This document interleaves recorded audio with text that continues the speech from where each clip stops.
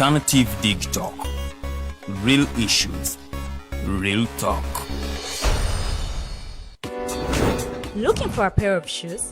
Let's Up Stores has a wide range of selection for unisex footwear. We have the best quality of all brands at pocket-friendly prices and we make deliveries countrywide. Just place your order or reach us on 0772 08 0090. You can also check up at Let's Up Stores on all our social media platforms. Let's Up, craft your own footprints.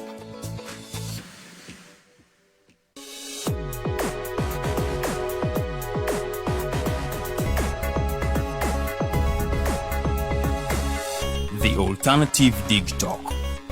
Real issues, real talk.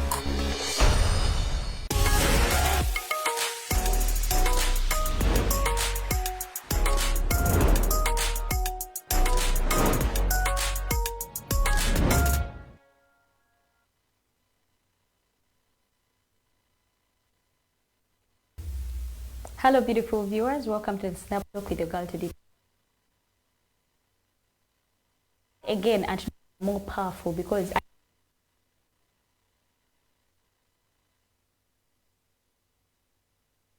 fact that last time Farida, I think you're hinting at while we were in studios, we are under the 16 days of activism against gender-based violence. So today we have generated our topic out of that because we are women and we feel it. I mean, we feel it every time our fellow women are abused or are killed or are done whatever. We feel it even more than anyone else can feel it. So today we are going to be talking about the causes of gender-based violence and then how do we overcome this, because it is never fun.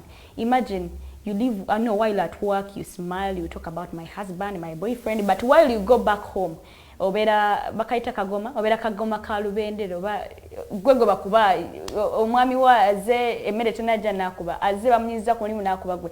I mean, imagine that situation if it's your sister, it's your mother, it's your whoever it could be. So today we are here to talk about the causes of gender-based violence and how do we overcome this problem, because I mean there are lots of things that that bring up gender-based violence, but then how do you overcome it? Because it is there, it's factual, it is there, we all know it's there. So munaigwe mukwano gwa Farshaba online commenting in the comment section so that we cap down this entire problem together. Without wasting any time, let me welcome the princesses and then we dive into the topical discussion of the day. Princess of Buganda, who's a na koraledo? Thank you so much, Teddy.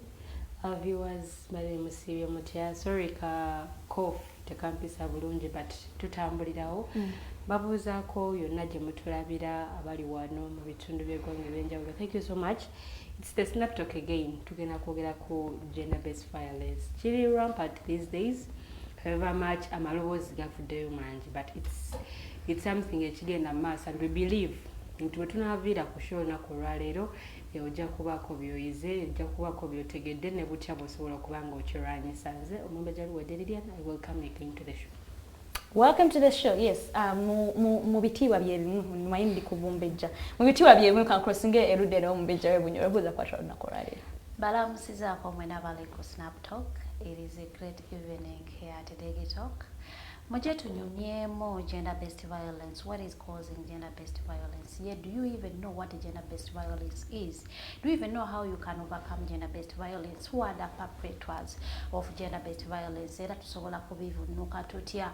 So no eyo yensonga lwaki leero tutudde wano nga tugenda kwogera mu gender-based violence. Kigambo kiri mu Luzungu, twagala tukizze mu Luganda tukimenye buli omu akitegeere biki ebireetera obutabanguko, not only in homes mu maka naye ne mu societies. So no tugenda kubanga munnange tukusaba otwegatteko comment section ogikozese tekemu endowoozayo tujja kubanga ate tubayitaayita mu comment section naye nga mbaaniriza ku Snap Talk. Yes, thank you so much, Princess of Munyoro. Mayinza newa just kubeera muweereza wa princess. Kubanga era nga olaba ebitiibwa bya bo tebasobola kugamba kaba yanjule ize nino bayanjira nibaga munnaye ka red carpeting kabateredde omuyiteewo. But anyway, ngaye babagambye bambi gwatulaba, it's a very very very important topic, so please tell us what you think about today's topic and advise us so that we overcome this elephant in the room. So it happens that you hear GBV and my into was a GBV and someone is like, oh, GBV check but this is something that happens to anyone. I have a friend that was even just dating, like boyfriend, Nenga Mukuba. And it's funny how those people just come with money, or they take you where they think you love to go, or they buy you flowers, and you're good to go. But then the question is, if you can do all that for me, what causes you to really be violent with me? What causes you to be a monster you are to me? So, nga Farida wagamenti bina bigambo si bya luzungu. I think tugenda kufuna entegeera zaffe Omumbejja Lilian and then Farida, but for them what they think. Oba omaso tuwa then oli nayongeza ku what gender based violence is. Like, how would you define it if someone asked what is gender based violence in your own words? Gender based violence has no definitive term, but it is an umbrella term that is used to cover those practices as berangas abusing abantu, by the way both genders nga ziri strategically kunjawukana mu gender disparities. When I say gender disparities, I hope you guys understand. So oyinza ogamba mu lulimi wano olwangu lwe tukozesa izo obutabanguko mu maka. It's gender-based violence. So lulimi oluganda abantu ekigambo kye bategeera obutabanguko mu maka. Yes. So I think Lilian, oyina kyewandiyogedde okwongereza ku gender, how you would also in your own words? Farida nga bwakinyonyodde nyinza obutayongerezaako kinene, but abamu ebikolwa bingi ebiyitwamu okulinnyirira eddembe ly'omuntu basing on their gender. Zimu ziri sexual, psychological, socio-economic. So mu ngeri ezo zonna omuntu asobola okuhaminga another person because of their gender. Tekiri ku bakazi bokka lwakuba nti eddoboozi lisinga litunulira nnyo abakyala, but even men. Okay.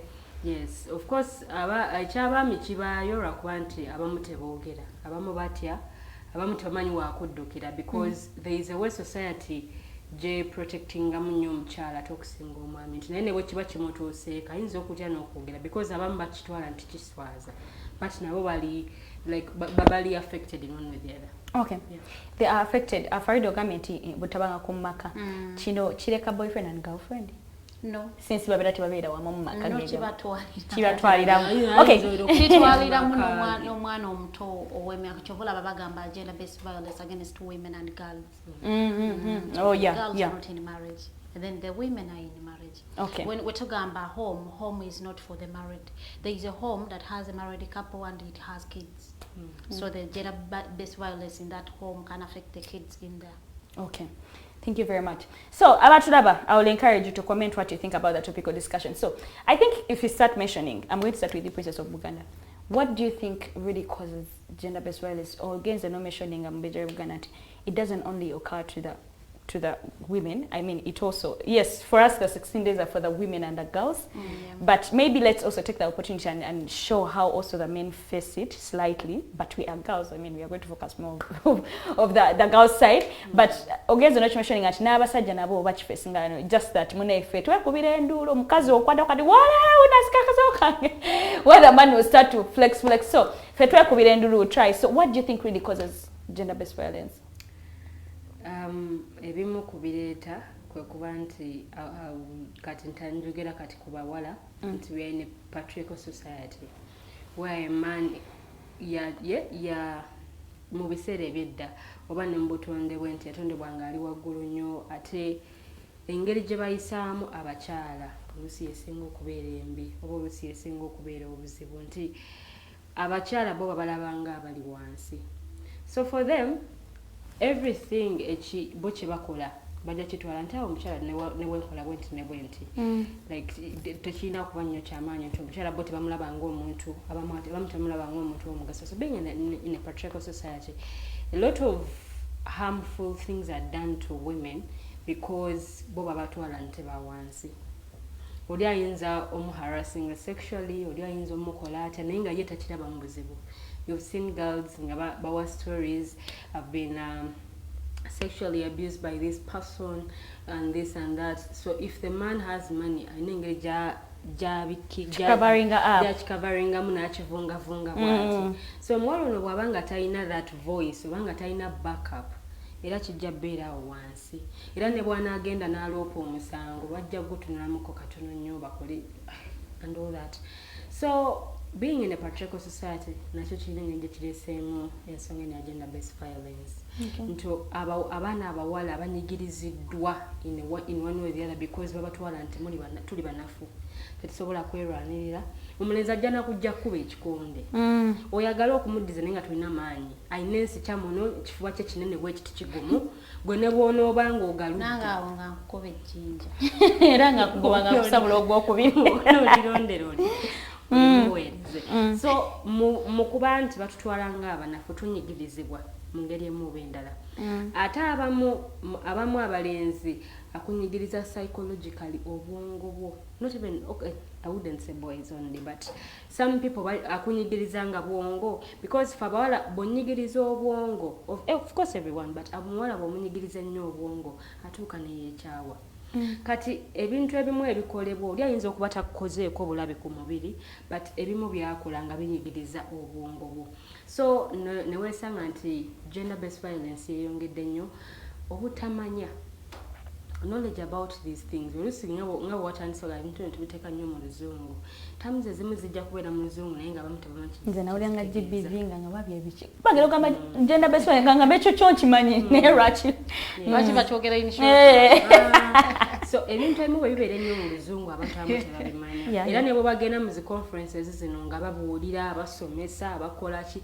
ayinza n'okuvaayo nga takitegedde okujjako nga mukitadde mu lulimi omuntu lwategeera nti omuntu wabanga ategeera Luganda n'okinyonnyola mu Luganda nga Mumbejja bw'akinnyonnyodde oba oli ng'ategeera lulimi lulala yinza okuba ategeera nnyo Olunyankole yinza okuba ategeera nnyo olulimi Olukiga oba ng'ategeera nnyo Olusoga like the language omuntu gy'ategeera but bwe tukiteeka mu Luzungu in the central here olaba nti olulimi kiri mu Luzungu abantu bakimanyi naye era Obutabanguko bukyagenda mu maaso so bwe tudde eri mu bantu mu Baganda bafe abawangalira mu byalo ojja kitwala mu Luzungu alimu kitegeera so abere nga talina the knowledge about gender based violence nti ne bwe kiba kintuuseeko ntandikira ku ki nzirukirawa buyambi ki bwe neetaaga era neetaaga kubaamu kona ki oba na bukodyo kyo obwo nti ne wemba nga ndi attacked in one way or the other nsobola okwerwanako so the knowledge nze ndaba however much bagazazaako spreading but the languages that are used in spreading this knowledge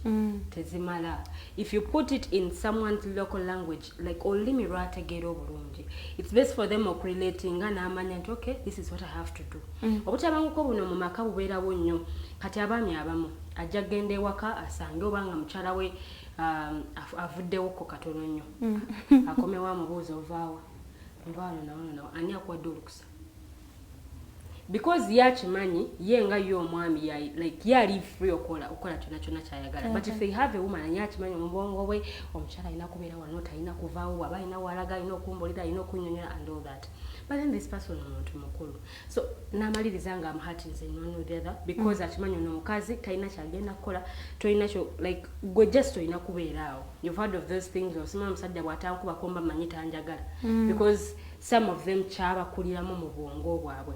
And then some other people are just violent, naturally violent. Simuwala, simulenzi. Like I said, ntichitukane kubalenzi. Some people are just violent naturally. Era jja kusanga omulenzi awo naye amatching in one way or the other. Lwakuba nti abalenzi bo batya n'okukuba enduulu. Nti ne bw'ona omukuba ajja kuleka buleesa ajja kukola ki. Ayinza okukuleka n'agamba kankuleke lwakuba oli muwala. You heard of those statements. Kankuleke lwakuba oli muwala. Abanze sikuba bawala. Sikuba bawala. So in the sikuba bawala, this person ends up abusing the other. Because yakimanyi awo n'omulenzi takuba bawala bw'abanga akyogedde tagenda kubako kyankulu oba tagenda kunkuba. So neweesanga nga okunyigirizibwa kw'ekikula ky'omuntu kubaddewo because abamu just bali naturally violent.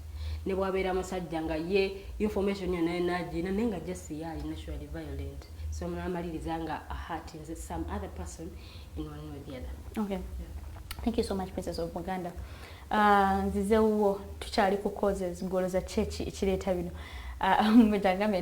because you know there is nothing that is going to be done to you. I mean, she is your wife. Whether you hit her, she's going to report you nowhere. No one is going to be accountable for your actions, for you're just naturally violent. So Omumbejja gwe what are other causes? Some causes vary from region to region. Like oyinza okutunulira kati nga wane waffe mu Northern Uganda. Early marriages is causing a gender-based violence. Because abana baba fumbiza bakyali bana bato and they have limited information. Sometimes tebayina na busobozi. So omusajja akutwalanga ekintu kye property ye. So nti early marriages zino zikozinze nnyo ate ebiseera ebisinga obeera mwana wa myaka nga 16 ne bakuwa omusajja w'emyaka 5 ow'emyaka kubanga akuba muwala we in fact obeera muzzukulu akukanga vula bulungi nnyo. So these early marriages are causing a lot of gender-based violence in families. So ekintu ekyandibadde kikolebwa nti abaana babakipingire mu masomero ebiseera ebisinga ne cultural practices nti waneeno omusajja bw'akeera ku makya n'asasula ewammwe ssente abeera ng'akuguzeeyo kati ofuuse property ye nakusasula ewammwe nakusasula ewammwe n'afuuka nakusasula akukuba akujuliza nazikusasula. So nti sometimes abazadde baffe bapeeka nnyo abasajja betufuna alyoka ajja akwanjule alyoka ajja omwanjula alyoka akutwale. So nti oli mu ssente azinoonya mu bugobi n'azireeta nagana naye nja mutuuse waka. Sometimes agenda okusibasasula nga ka pressure ke bamuteeseeko nga ne laavu yagenda but because ayagala kukwesasuza abeewamwe bamuteekako nnyo ka pressure so kati naku owuninga because yakugula abeewamwe baalamula ssente omwana wange tumwagalamu miliyoni 10 n'azinoonya n'azibawa ekitegeeza baakutunda kati bamala okutunda oli akutwala nga property ye asobola okukola ko buli kyonna kyayagala. So because so ezo cultural practices zetuyina zireetedde nnyo gender-based violence ate abantu abamu tebayina nnyo kunoonyereza kumanya nti oba omuntu n'abazadde baffe nti abantu baleke omusajja yeesiimire kusinziira omwana ono byankoledde asaana miliyoni 2 yes, and millions because tulanye mikolo ogulimu miliyoni 10 n'ogulimu miliyoni 8 naye nga abazadde tebapeese musajja kusikuleta sente because buli musajja mumusalira omuwendo gw'essente abeeranga mumuguziza omuwala wammwe kubanga bride price kandi badde kasiimo eri bataata okukuza omwana w'omuwala afuuse omukyala naye buli we mumusalira nze muwala wange mumpeemu njagala ente 30 emiliyoni bweziti kati oli akutwalanga property n'alyoka atuntuza gwe ate abeera akujuliza wammwe nakugula ate newaka ye baba bakusiibula bagamba ekisenge kyo tutaddemu omuto n'ekitanda kyoleka bakyokyezza anga baati manyi buli lwofumbirwa kitanda bakiyimusa ne bakiyimiriza. That means tokyalinawo position awo Maka. You didn't know? I didn't know.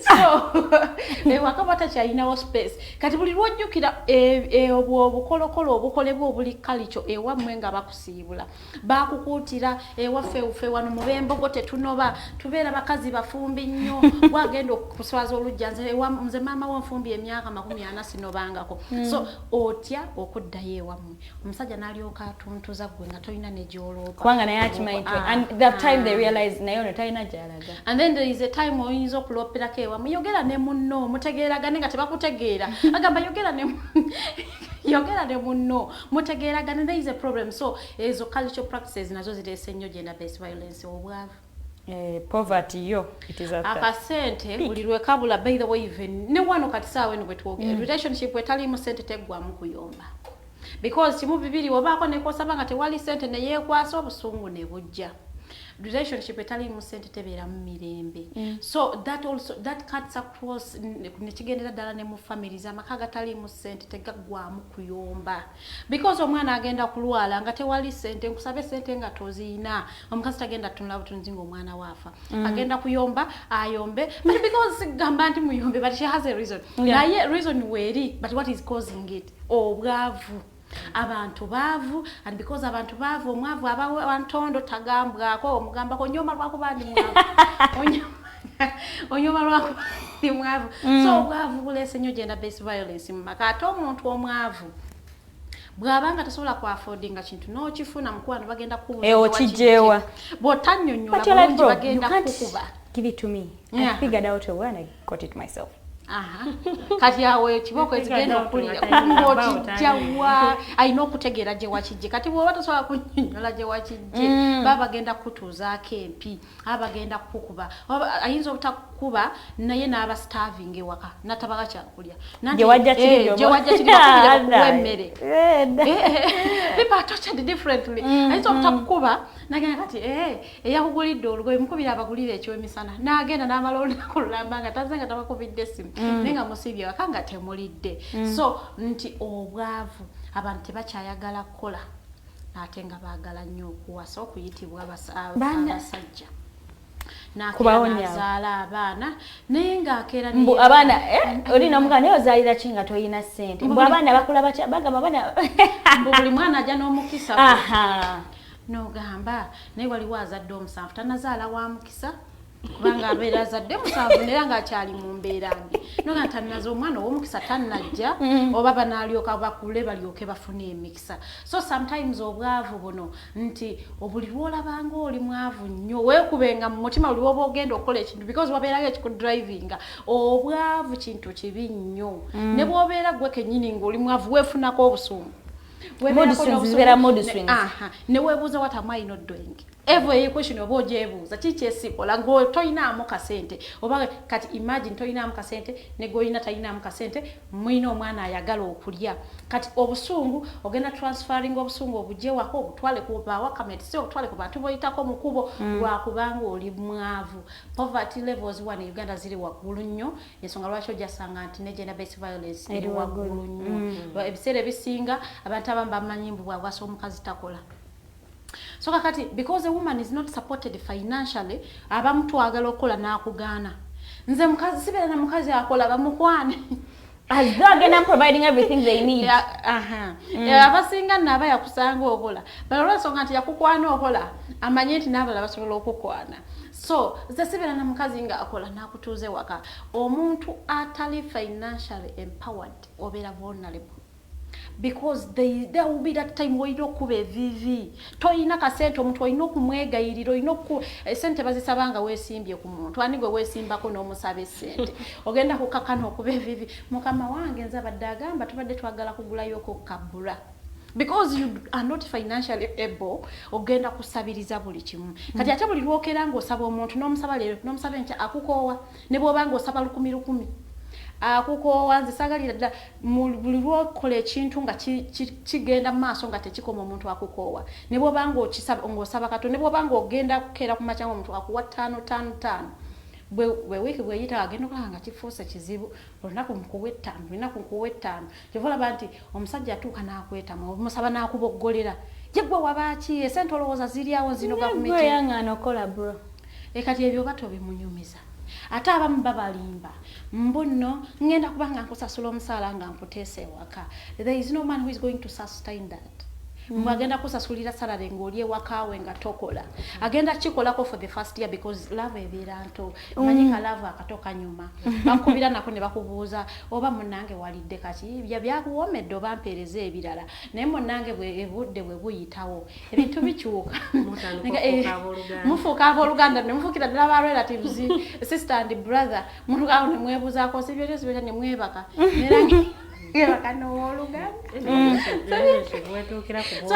so abantu naddala abakyala tulina okubeera financially able olina okuba bw'abanga olina omwami wakusupporting men should support women financially akusupporting emuwe ka business asobole nga asobola okugyawo omutwalo oba 10,000 oba 2 let women work babeere financially able naye omukazi buli lw'onaatuula ewaka nga n'omusajja tofa ku mukazi w'okumugamba nkubuulire noonya yakalimu yadde bakuwa 3 because omukazi ne bw'anaaba ayina 2 nga gwe omusajja toyina tagenda tunulira mwana watuule waka agenda kukwata 2 agawa omwana yadde agenda kuyomba nnyonyonyo naye taganya mwana we kutuula waka n'omukazi atakola nga buli lunaku ogenda kumuwa essente z'okulya oba ezirabirira abaana lw'otazimuwadde oba lwe nezinagenda leeta because wetukera ku makya nga tulina okulya nze nsuubira nti okimanyi tulina okulya ate n'olinda nkubira essimu okubuuza nti bana leero ssebo tetuulye so wengenda okukubirira essimu ng'obusungu bwali nnyedda kati ateroka ongamba bwoti olingange yazimpadde kati ng'olwo oluyombo lubaluseewo. That is poverty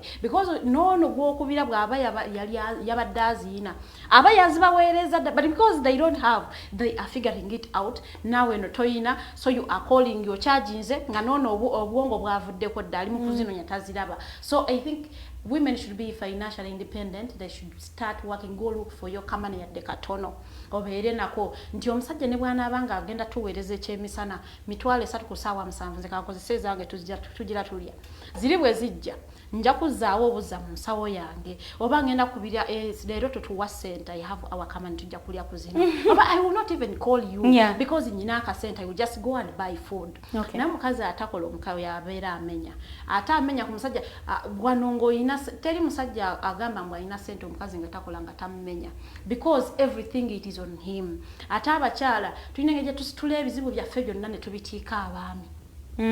Brother wange yalwadde, mama wange mulwadde, ate taata simanya yanywedde omwenge ne bamukoona. Ate nosanga ngebizibu byonna obitiisa omusajja ne bw'aba ina sente akukoowa ebizibu biba biyitiridde. So abantu balina okubanga beekolera akasente kabwe. Omukyala muleka akole yadde mitwalo 10 omwezi, they will learn okubudgetingira oba okusavinga akasente ako. Nabuli akasente ke bakuwadde tekakalubiriza ku expanding akagwawo ate mangu ebiseera ebisinga because tekakumenye kukola bakakuwadde buwi, so you just spend it anyhow. Naye akasente ko ke weekoledde osobola obeera akabudgetingidde mpozi n'omwenge amaka amanywi abatamiivu kankyogere bwentyo tegaggwamu kuyomba. Ajja kukwata sente z'okulya zinywemu omwenge ez'ekyeggulo abaana tebalidde kati oyo omukazi aba yamulinze dda wanaakomerawo oluyombo lubaleke kati because oli abeera tali nnomo yavuddeko dda anywedde omwenge nga sikwekulwana sikwekubagana amacupa. So omwenge family tenyuma kubanga omusajja anywa nnyo obanga n'omukyala anywa nnyo. Omuntu anywa n'avaako tanyuma nnyo n'omuntu munnaye omunywi n'asussa naye tanyuma. So because omuntu omunywi kiri abeera addicted kimutika butisi baba ayinamu ekyebiri tajja kufaayo oba mwe temulidde agenda oba akomyewo mwendo bameka ino tawulira bulungi nga tanyweddeeko. So kati ajja kuba balamu kirungi mulidde ekyemisana musobola olumu terujja batta omutalya kyeggulo agenda anywemu akasente. So alcoholism maka naye erese nnyo obutabanguko nti abantu bajja kulwana yavuddeko. Omuntu omutamiivu ali unpredictable. Ne bw'oba tomunyiiziza avaako, ne bw'omutunuulira butunuuliza nyiiga olowooza ntamidde. Baba bali unpredictable abantu tebanyuma kubeera nabo aba bulungi nnyo nga tatamidde naye omutamiivu muntu muzibu nnyo abeera unpredictable. Ne bw'omuterekera emmere asobola okudda n'agigaana n'asaba endala ng'olina okugenda ogifumbe ku 7 ogw'ekiro kati bw'ogaana zitse kibooko oba akusibira wabweru ku 7 n'akusibira wabweru w'ennyumba n'ogenda n'okonkona ewa neighbor. So omuntu omutamiivu muntu muzibu nnyo nnyo nnyo nnyo okubanga obeera naye. So nze abantu baali badde nga beepimira buli kyokola ekintu weepimire kibeere nga kya kigero atako omuntu atasomyeko omuntu omubugumyeko at least abakalekale ebintu bino abasobola obitegeera naye omuntu nga teyasoma ne bwona obimunnyonnyola mu balina statement ezikanga abo nja kuyiwa ebinnyo bansibe. The levels of ignorance among us people. Nja kuyiwa ebinnyo bansibe.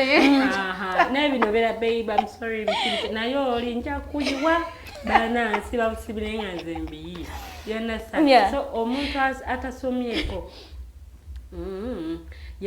wabaawo ekibulamu obutabanguko maka bubeera bunene because talina kyamanyi talina knowledge about these things.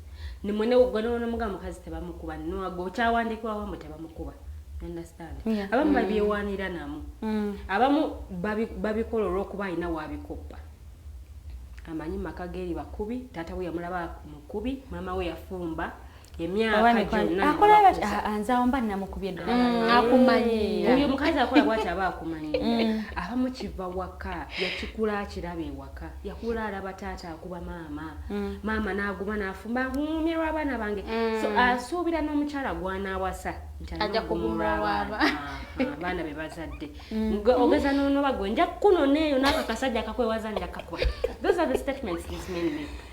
N'ogamba naye si mwana wa muntu but because omuntu ono tabugumiziddwako omuntu alabye ku mbaawo aba yawukana mukono atazirabyeko yadde nti yabeera mu kibiina ne bamuyigiriza tokuba banno tokuba munno ono muwala tebamukuba ojjukira ebitolo nga bitugamba naye kati omulenzi talwana na muwala era nga ne basanga bawa mulenzi bazitanga soft parts omujja kwa mitundu simanya like ebiteetaaga kubamu naye kati ono tabugumyeko bo baakula balwana kirindi bamanyi n'okukola entalo kati kimulimu mu bwongo because alina we yakikoppa we yakijja era kyekyo kya applying ne mbulamu bwa bulijjo so kiba kirungi nnyo omuntu n'asomako because okusoma kuno kuyamba there is a lot of information gy'ofuna ng'osomye omuntu atasomye gy'atafuna.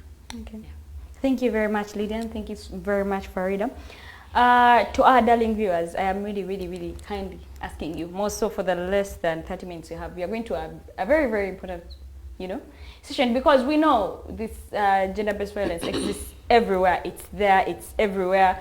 So we are going to be looking at how to overcome, because for me, I think also lack of communication sometimes causes this thing, because, I mean, like she gave an example, instead of you yelling at me, how about you called where we did okusinika sente bichoba no lina mufu choku yelling at me nonga mahali no ziganye sigena kuleka sente kangende ngezeko we mafunye ngenda basinika and all that. So I think sometimes we just need to communicate instead of saying ndakuyuwama nnyo tuza so ga mama nacho wakoze batuwe batne chinyigame in this one all that. I think we should tuli kuyingira sector yo kumanya, I mean how to overcome. So I think we should improve on our communication in relationships and in marriages and all that. So also some of you some of you just have demons, you're battling your own demons there and you just decide to put them on people's children. Go very like it's not like naturally someone is violent. No, you just a name is Zimuje into Kumulimba Muniziza Naja. Our ED usually tells us is it a terminology, something like that, into obusungu engeri je butambula in that anger, but those are demons, because tata na nyiga kumulima munyiza nadda nateka obusungu mama nabuteka ku bana nabuteka ku kapa. Man, those are demons. So some of you mwesabireko, pray for yourselves. Pray for yourselves, because I mean, how do I feel joy? One time someone shared a story na gamambo. The boyfriend yamukubanga, I think I've shared this story before some time back. Yamukubanga, and every time yamukubanga yali mchala mu America nga amletera ebimuli nga yetonda, and he would do it again nga amletera ebimuli nga yetonda nagamba, but the last time we yamukuba paka ebimuli kuluno yetondera kuki kuntana. So my dears, it is your life. You have got to know how to handle this. We are going to be learning about how to overcome, GBV is there. It is vital. To discuss some of the causes, and some of them we even don't know. We even don't know why you hit people. Hey, you a woman. I mean, what the hell? Hey, and you're a woman. Sometimes, sometimes we were short, and your husband is the other just So we are going to be looking at how do we overcome this problem in these few minutes that we have, because I think it's more important, because we know it exists. And Uganda. Goloboza chichiche twandikoze besides the communication I've talked about, besides the fair, what else can we do to overcome gender-based violence? We've stated the causes. It's good to know gender-based violence in Esibukawa. Biki, like there are those reasons bwemutambula mu communities mu identifying nti ekiri mu community eno ekirese gender-based violence bakirese obutabanguko mu maka nsonga eno nti abeeno banywi nnyo kiki ekyetaaga okukolebwa, abeeno tebasoma, like knowledge about these things tebabimanyi what needs to be done. So bwe mumanya roots is related to gender-based violence, it's easy actually to treat it. It's easy okukikolako okulaba nti kivaawo, because this is something kyetwogeddeko okumalira ddala akabanga. So bwe mumanya oba okutegeera wa obuzibu bwe kitandikira, kyangu nnyo okukisalira eddagala. Ensonga ey'okubiri kwe kuba nti we challenge these norms. Bw'otunuulira edda abakyala tebabakkirizanga kukola, abaana abawala tebabasomesanga, babafumbizanga nga bakyali bato, but it took a group of people challenging these norms. Okuba nti abakazi kati bali nabo bali ku front, nabo basobola okubaako bye bakola, bwe kituuka kukola decisions mu ggwanga nabo balina positions ze balina. So if we keep on challenging these things, information eno netuuka ne mu byalo, something can change. Okay. Oku-educating abantu ku gender-based violence. Abantu ne bamanya ne bafuna information eyo ne bamanya okay bwe nkitegedde what do I kubanga biri nnyo eno mu kibuga ate nga gender-based violence esinga mu kyalo. Ne mu kibuga weebiri. Yes. Lwakuba nti mu byalo gye kiri ate nnyo, because information tebatuukako nga mwe nagambye wali nti information oluusi etuukira mu lulimi lwe batategeera. Olita ojja kubyogera mu luzunga bingi GBV obo utandike ne butamuzo obo. That's NGBV oli abagaba bakirabike byabere. Ebyo byaba abasoma. Naye information mugitwale mu lulimi abantu lwe bategeera. Omuntu ategeera nnyo ekintu ng'okitadde mu language ye. It's like ngawe Bible we bagenze baje translating mu nnimi ez'enjawulo. People get to know and okay, this is what the Bible says. Naye bwe kiba mu lulimi lwatategeera era ajja kisoma akirekawo. Naye bwe kiba mu lulimi lwategeera, it's easy for that person okumanya nti neetaaga okukyusa oba okuspreading other information to the other people, because bw'obanga otegedde, bw'obanga osomye information gigabe abantu bategeere. Gwe kyoyize oyinza okwesanga oli takitegedde obanga ono takimanyi. So information eyo etambule. Encourage people to work. Omumbejja akonye ku nsonga y'obwavu. Obwavu obwanga bwe buleetedde gender-based violence, abantu mbakubiriza ogenda okukola nadde ne bamawulire ng'omusajja agamba ekimunywesa omwenge because talina kyakola. Talina kyakola. Abantu bano government agenda kera ku makyagame what a sente ogenda okola. Okay, there are those programs as a government, but then you have to look out for yourself. Ante zijja tuka ku buli omu. Ate zigenda tuka ku buli omu. Kati gobanga ekikunywesa omwenge kuba nti gwe tolina kyakola olwo tolina family yakulabirira, bwe banaakusabiriza fees olwo ogenda kunyonyola kyasize empi. You've not seen guys that kati nze nzijjewa. Nzijjewa ng'asiibye anywa n'omubuuza zonna obadde ozijjawa zo. Mbwate gundi eyagotogolidde. I mean, wake up, go and work. If you don't work, banani. Abekinywa abo balina solida bo batolina ngo bakuwa. Anti kati bo bajja kukanya kugula. No, it's funny how it's factual even lately. And by the way, bo batolina tebasobola kuwa cash. That's what I was going to say. Someone can take you to a bar nagulira omwenga gwa 500 ninga tasazi kwa in cash nagamba kizibu kicho ino gendo kisoti. Yes. So abantu bane mugende mukole, wake up, go and work. Go and work for the families that you guys are taking care of. Okay, that you're supposed to take care of. Because mwenzo bati muzirabirira. Mugende mukole. Bula munyuma nyongo ina sente. Nafa abakyala twenyigiremu. Omanyi oba tokola. Omwami naningire gyakumanyiramu. Because yabeera providing for everything. Kati omuntu bw'abanga yakuwa buli kimu, yajja okudetermininga obulamu bwo bw'ogenda obutambuza. Obwabanga ye mufuuyi w'omulere yajja okudetermininga sound kigwe mugenda okuwuliriza. So noono bwabanga yakuteekamu ssente yagenda determininga obulamu bwo butambuza otya, kwe okufulumako ogenze ku dduuka n'okoma omusajja nakkuba. Oliye bakukwana nga tongambye ani gwe kusanzo oseka naye lwaki obadde oseka oli wadduuka oli mugamba bakuba lw'okuseka naye. Yes, wala bande ngenda kwetera ssente naye ng'oli asese ekyo ne kimukuba. Never die. Okay. Yeah, but it's not even funny, but I mean, you can imagine beating up someone because as a man. Yes, I mean, wakubuza, but I tell you, wakubuza, paza katakubuza, kuibuze. Nakulabio seka. Chobaza, simabi nakina, see dating a career woman, we yongereyo. My career first. Ayagala mugere mwenna mu nnimiro. Kati muyite mu nnimiro mwami we lyakusekere. Kale ojja kunnyonnyola lwaki omwami oyo yakusekere. So abakyala bano be basinga okukosebwa ne gender-based violence.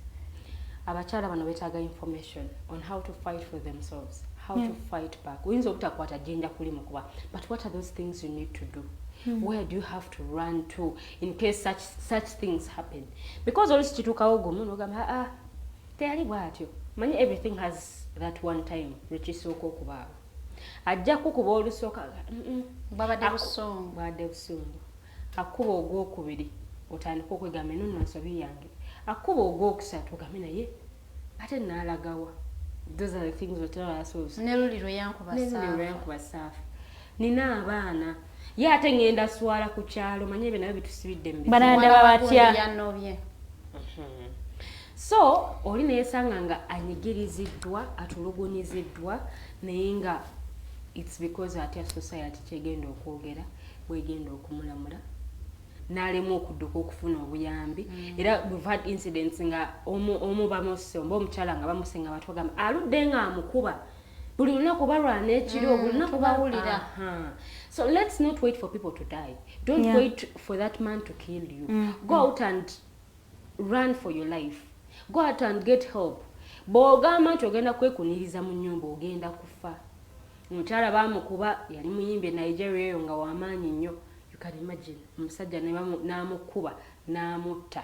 Bwe yamala omutta buli omu yagambanga mu kyaki byabangawo naye omukyala yabitugambanga just lwakuba naye yatya okukola ki okufuluma obufumbo.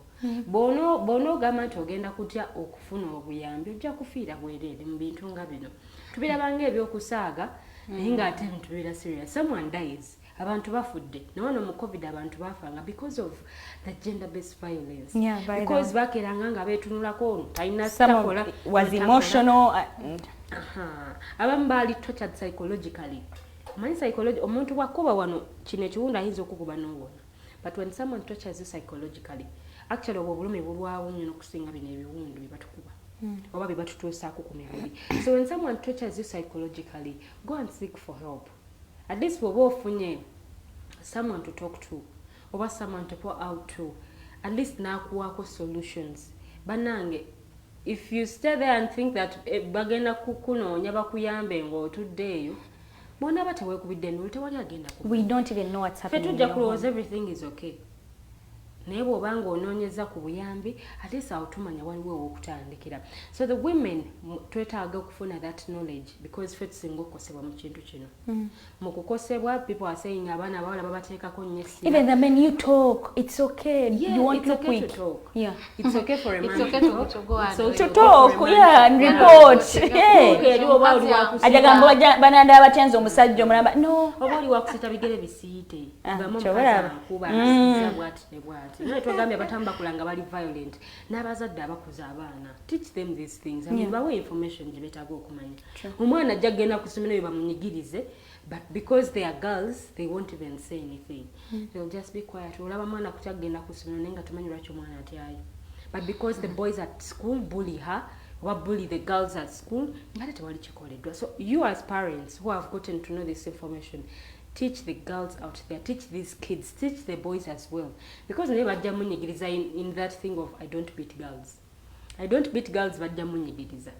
Era nabo beetaaga okumanya, beetaaga information, and however much tugamba nti abawala banyigirizibwa nnyo babakosebwa nnyo, but the boys too and the men too suffer gender-based violence. Okay, thank you so much, Lilian.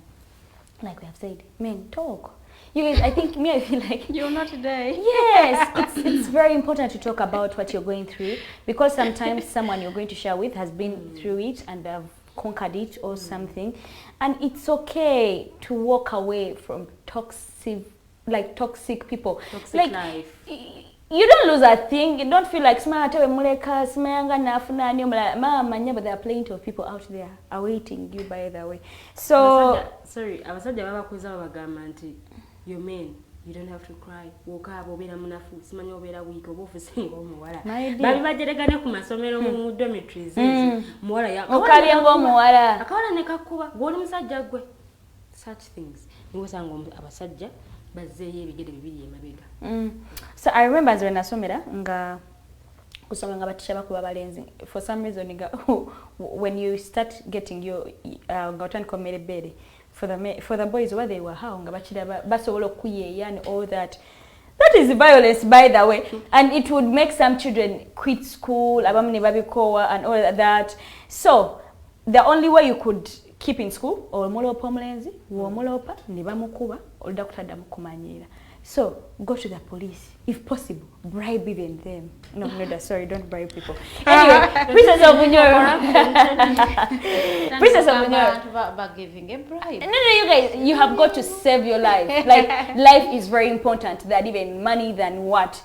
Omumbejja, I have a friend, atera okungamba nti nze njagalwa ne bwoba mukwano gwange obeere ne ssente because bw'ona obeera ne ssente ngenda kweguya because mmanyi bwe naafuna obuzibu ojja kunyambisayo miliyoni 10 ojja kunyambisayo miliyoni 5 so that also goes to the family ne bwaba mukyala wange njagala abeere ne ssente nti nja kumweguya nti because mmanyi ne bwe naaba siriiwo that woman will survive so she will go and build an empire with another man ekyo kyokka mba nja kumweguya nga lwobeera ng'oli mukyala nga toyina ssente ng'oli under a man aba agenda kufuga because toyina se ekisookedde abakyala abasinga tebasobola kweyimirizaawo nga bavudde mu maka g'abasajja the fear of you living alone walinga or taking up responsibilities osasula rent tugambe toyina kayumba olabirira abaana bo weerabirira weeyambaza that fear of responsibility eba keeping in them toxic marriages because tebakola tebayina sente so olagewa you don't have asigala waawo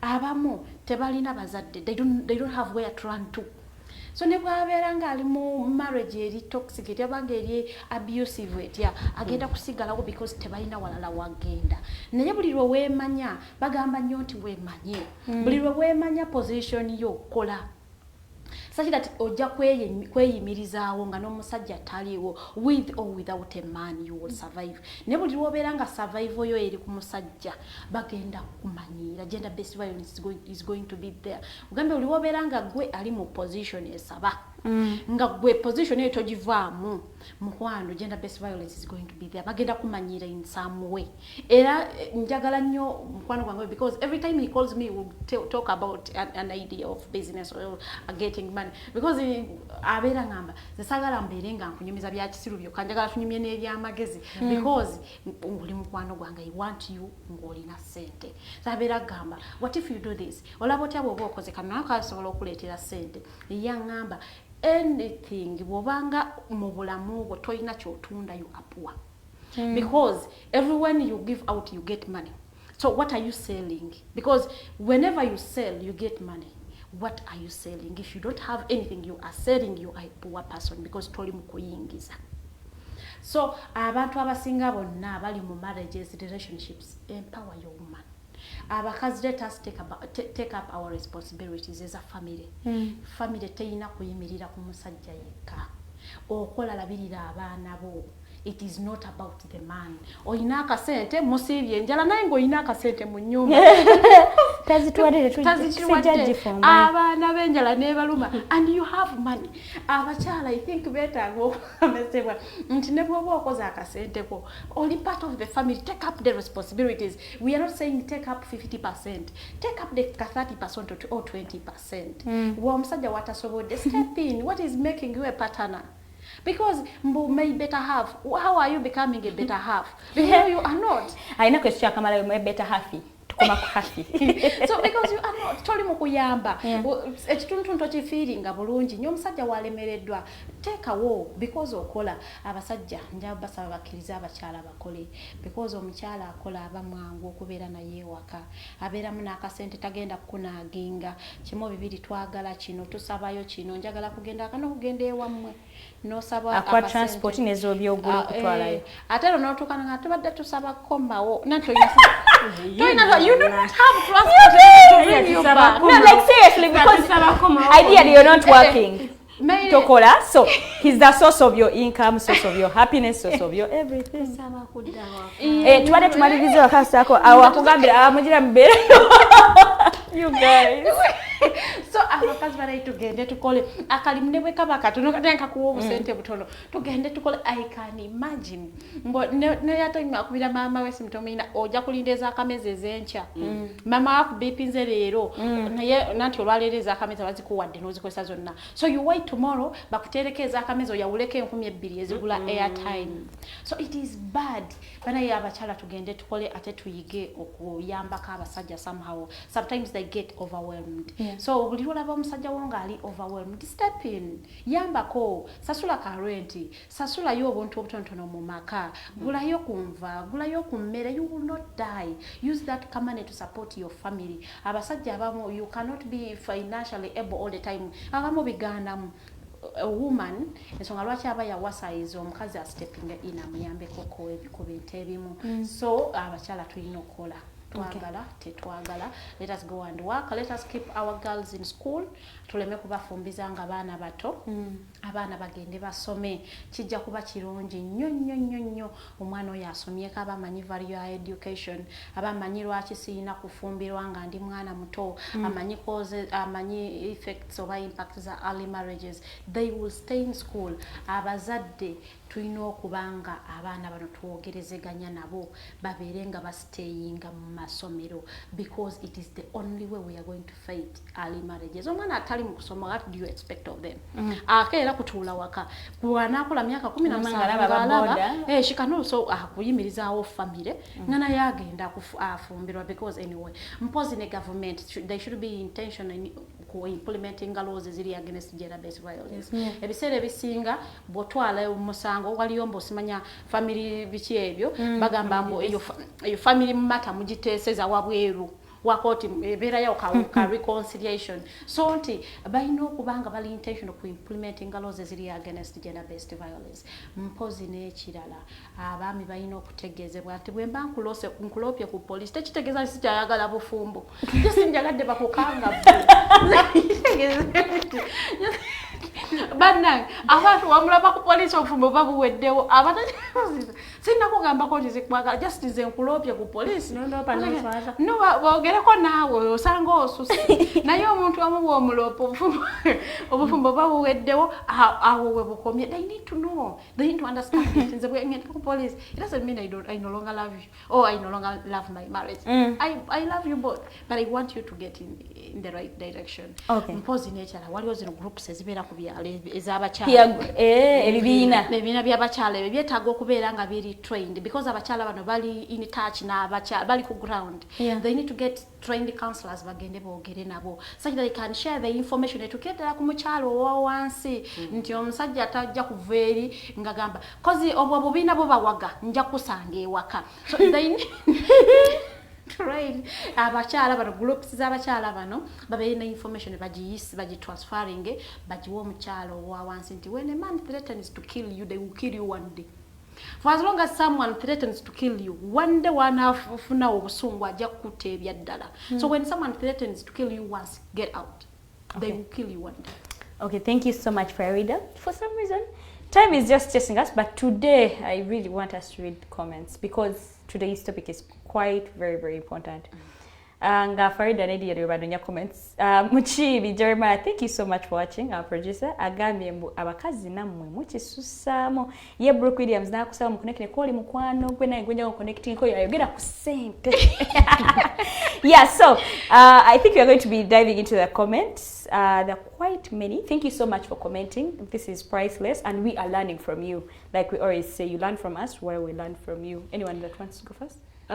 Brooke Williams Chikomeko agamba gender-based violence is caused by poverty. I repeat, gender-based violence is mainly caused by poverty, where a man can no longer afford to take care of his family. Lost respect from her wife, and kuyomba starts from there. Abakazi will insult their man. Go back to your prostitute, Ayasama. Of course, those are the statements. Yeah. And those are not even pleasing. Nasoma comment y'omukulu Tomuhimbi Senoman agamba and the Princess Luwedde Lilian is right. Omuntu ataasomanga ayomba mu Luganda n'ebigambo eby'obujjajja aba muzibu nnyo. In fact babeera bamanyi n'okukolima nga bayomba. Well, thank you so much for that comment. Abruka agambye Farida, men want their wives to work, but men get disappointed when women cannot help them. She buys food for 2 days and starts inze nafuuka musajja wano. Just gazemere mirudi ebiri jokayo ne agamba nga ye mwene Yeah, there are those of that category, and I think it should stop. And Okyogedde nansijukiza a friend omwe yagamba, I took my boyfriend out nengula dinner and I paid the bill. Boyfriend natuuka ewaka nazimuddiza. So she was like, why did he do that? Because I was doing it out like nayagadde kumuwa. So someone commented nagamba, that is the very reason why I could disassent, because era wabadde ogenda wano kujja no tugambe. I took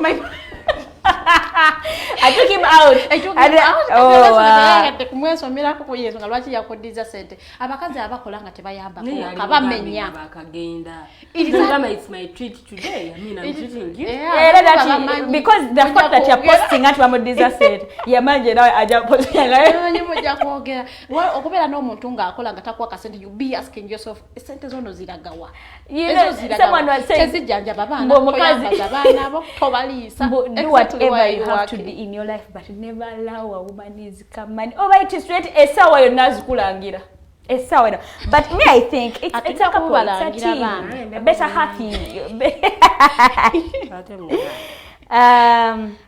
Brooke Agamba, women should stop abusing and insulting their men at home. I know for sure women insult men at home, and of course a man who pay all bills at home will respond with a slap.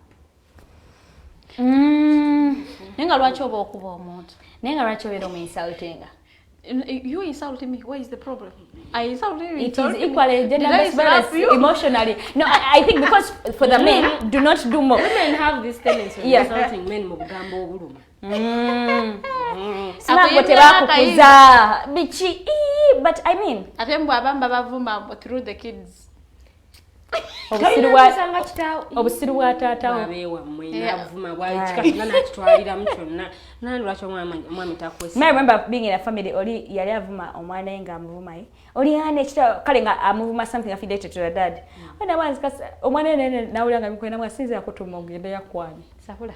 Yeah, like she was over it. So anyway, we have about 4 minutes. I think we read one comment and then we give our closing remarks. Ngenda soma comment ya Norman still agamba, but also some women are big-headed.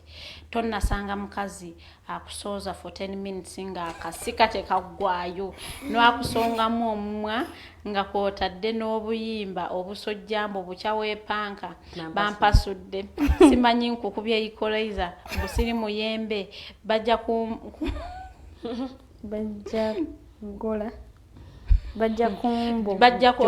kumbojjogola etc. kati n'olabanga asaana luyi waakiri. Jukiza nti siri muyembe obunenda. Omuntu watuukira okuyimbira kasiri muyembe era oba olina by'otalimu. Mulimu men ng'akulaba ng'omwana. Nzoli yagamba ng'omukyala we yamuyitako nga bwamuyimbira akayimbe gy'ozaala w'abalala bagikoona. Balina obuyimba bwabwe. Now it means there is something you are not doing. I think people should learn to communicate. Like grown-up men, like grown-up people. I want people who are direct. And I will ignore hints on purpose. I see you have something you want to tell me, but you have some of hints and you think I will come and ask. I will not ask. It is on purpose such that you get direct like an old, like a mature person. Talk, communicate. I'm not going to kill you. So why are you giving me hints? Are you young? Speak. Akana katoke bayiyiza lero tekayonse oba kalwadde bakalina mwekisujja naye kalina temperature kalina temperature naye omuntu omukulu nziraawo tandika okubeera ku bunkenke. If you cannot speak in 1 minute akatalekeka about gender, because I mean this is the only time, I think this is the only week, probably next week it will be ending, we may not be able to talk about it fully. So akatalekeka olunaku lweggulo yabadde World International AIDS Day. Banaye ngenda bakubiriza nnyo tubaire faithful to our partners kubanga ogenda kugenda oleeta obulwadde olwaze omwana w'abandi mukwekyawa akutte naye yette. That is gender-based violence. Banaye tubeere bantu bw'oba okooyo omuntu naddala abasajja, why are you cheating on a woman you have at home? Mugobe genda ofune omukazi omulala oba toyagala kumugoba muleke ew'ewaka.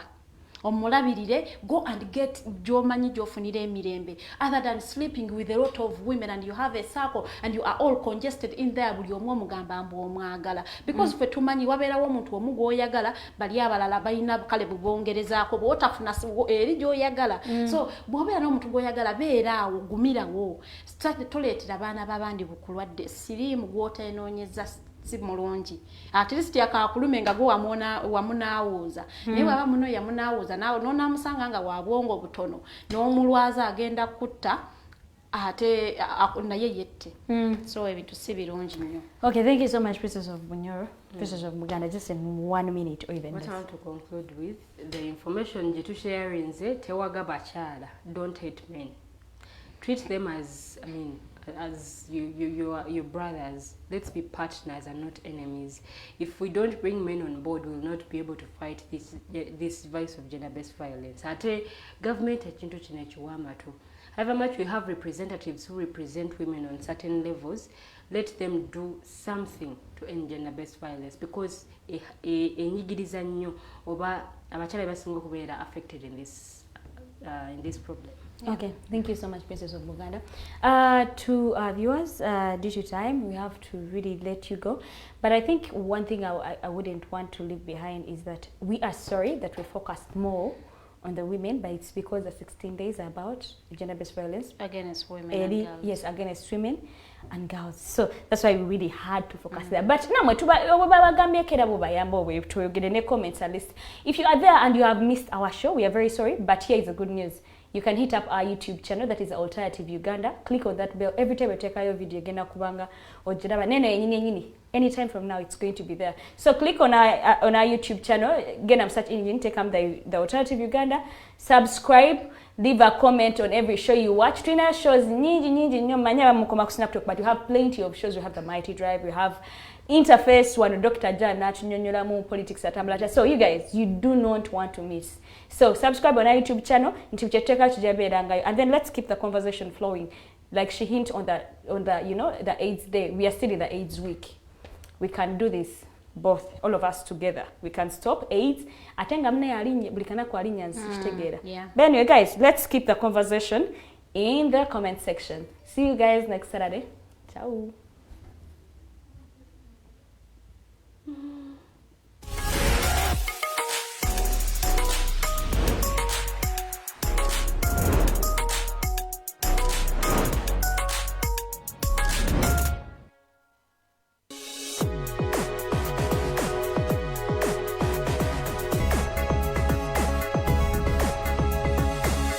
The Alternative Digitalk.